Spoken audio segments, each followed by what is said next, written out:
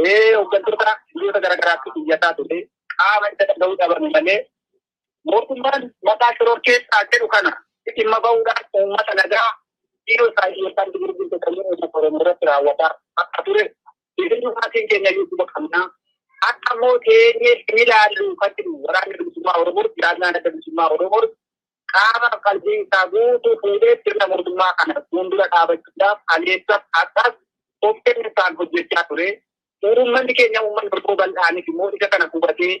karaa kam nagaa taanee biyya keenya keessa jiraanna. Karaa kam nagaa taanee misooma biyya keenya keessatti hojjetannee akka biyya tokkootti hojjechiisa kan jedhu hubatee uummanni miiliyoonaan lakkaa'amu kun guutummaan isaa jaarmiyaa abaa'oo duukaa hiriiruudhaan iddoolee garaagaraatti mormii isaa dhageessifachaa jira. Mootummaan abbaa irree immoo humnatti waan amanu dimokiraatiitti waan hin amanne afaan qawweetti waan amanu har'allee uummata nagaa ajjeesaa jira. Isa kana dhaga'uudhaan mootummoonni addunyaas ta'e gamtaan Awurooppaa